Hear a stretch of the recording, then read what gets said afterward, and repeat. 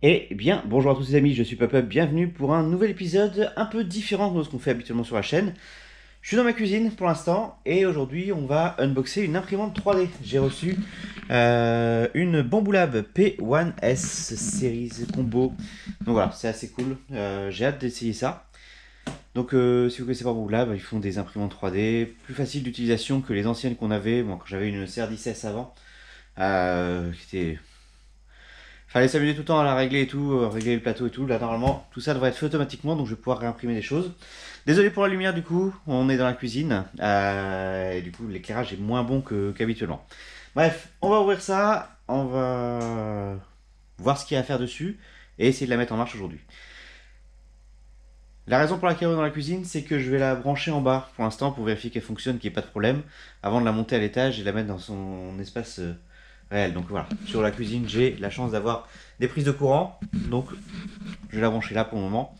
Faire quelques tests, faire quelques impressions de test, et une fois que ça fonctionnera bien, elle partira à l'étage dans sa position définitive. Alors tout d'abord, j'ai ouvert la boîte et du coup vous voyez comment elle est protégée à l'intérieur, donc c'est très bien protégé. Ça c'est des poignées qui vont me permettre en fait de soulever le carton pour le sortir, pour la sortir du carton, pardon, pour sortir l'imprimante du carton. Mais voilà, tout est bien protégé, ça n'a pas l'air d'avoir bougé pendant le transport, donc ça nickel.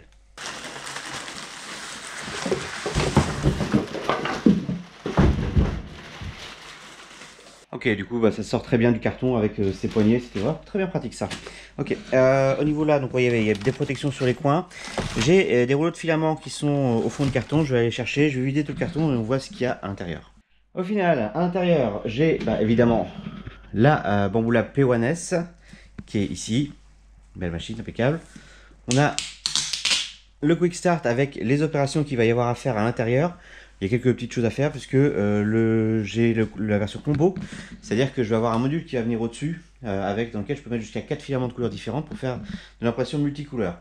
Sauf que pour l'instant il est calé et fixé à l'intérieur de la machine, donc il y a une toute procédure à faire pour pouvoir le récupérer.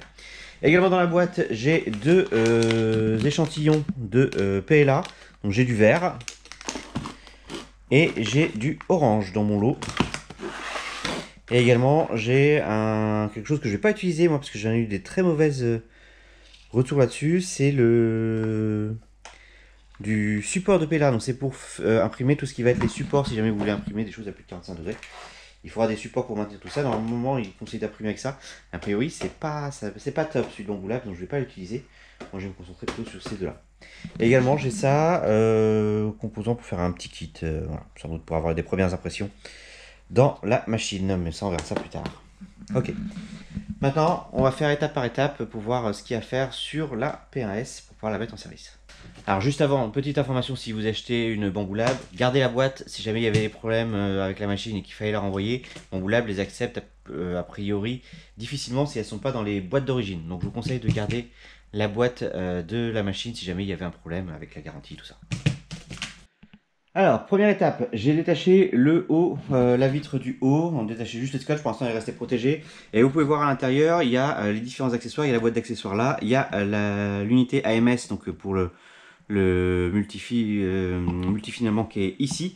Donc voilà, maintenant il va falloir sortir un petit peu les choses, il y a toute une procédure à suivre, je crois que la première chose c'est de sortir la boîte d'accessoires.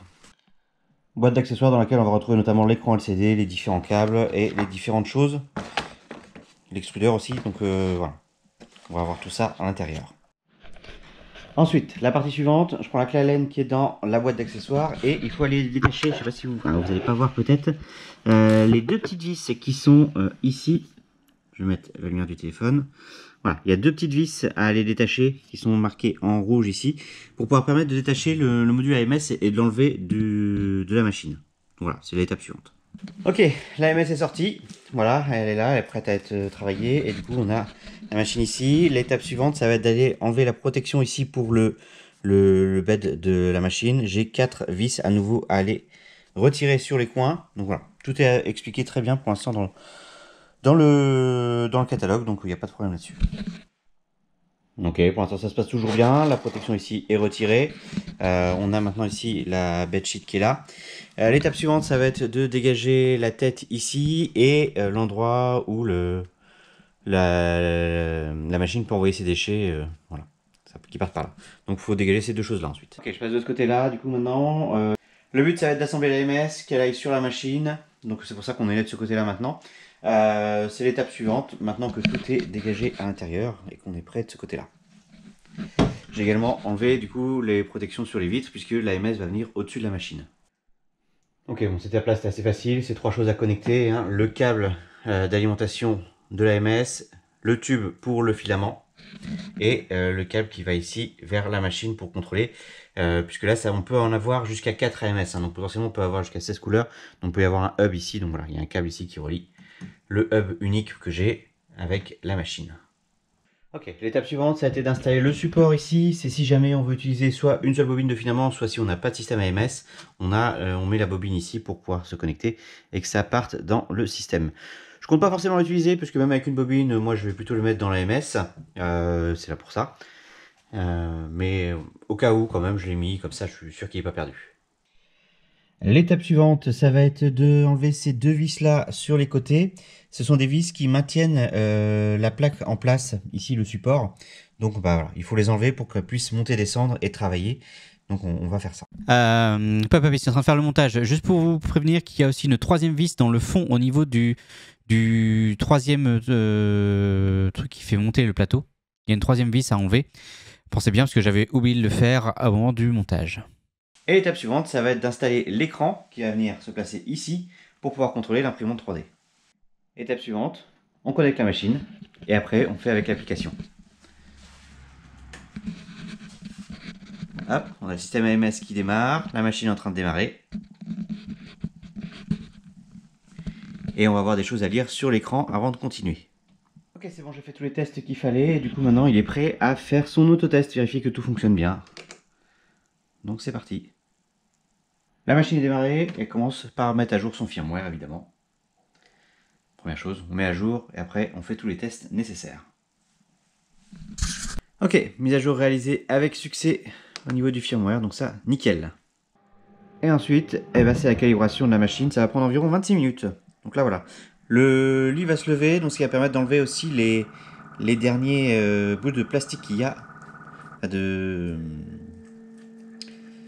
protection qui sont sous le plateau.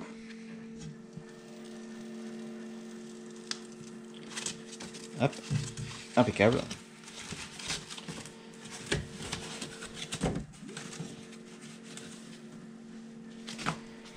Et voilà, et du coup elle est partie pour 30 minutes de calibration toute seule avant qu'on puisse imprimer quelque chose. Et pendant qu'elle fait ses calibrations, moi je vais charger l'AMS avec les filaments, donc le orange et le vert.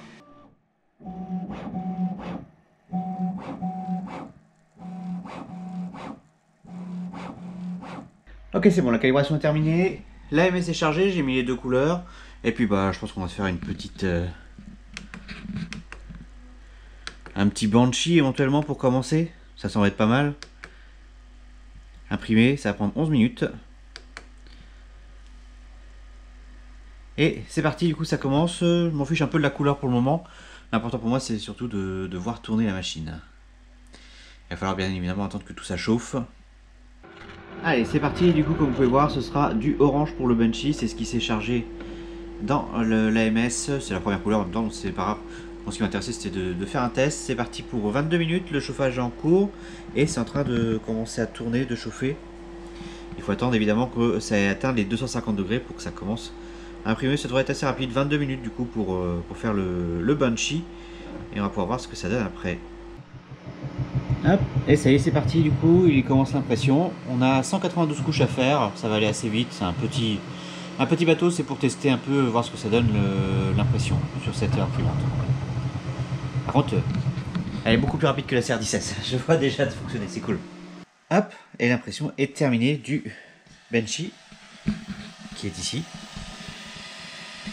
Et par contre, du coup, voilà, cette imprimante-là, elle a tendance à laisser des petits bouts de filament et à les couper et à les envoyer derrière. C'est pas très grave. Il va falloir que je détache. Mais du coup, notamment, quand il va y avoir des changements de couleur, ça fera ça.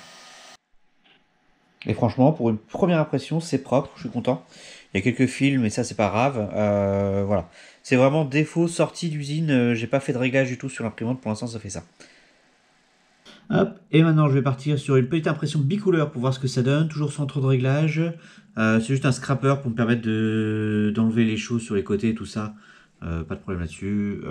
On a du coup, ça va être en orange avec imprimé Bamboo Labs en vert, donc il y a 15 grammes qui va être pris en orange et 0,34 grammes en vert, donc voilà. C'est une petite impression. On va imprimer le plateau et j'envoie directement depuis mon PC à l'imprimante. Ça va prendre 42 minutes. C'est parti. Et du coup, le temps que je redescende, elle était déjà démarrée. Donc ça, c'est assez cool, ça démarre assez vite. Voilà. On est parti pour 45 minutes et puis on verra ce que ça donnera à l'impression multicolore. Donc ça va prendre dans l'orange et ça va switcher entre l'orange et le vert. Hop, et voilà donc la première impression bicouleur. On a le scrapper Bamboo Lab. Ça permet de gratter notamment pour enlever ces choses-là qui peuvent être collées sur les plaques. Donc voilà, ça me servira, c'est pas grave les couleurs, on s'en fiche un peu pour ça. Bref, je suis content, ça fonctionne bien. On a plutôt des impressions correctes pour des réglages par défaut. Il va falloir maintenant que je m'entraîne un peu avec et que j'apprenne à l'utiliser correctement et à la régler correctement. Mais ça, je verrai ça plus tard. J'espère que cet épisode vous aura plu. On se retrouve prochainement pour la suite. Salut tout le monde!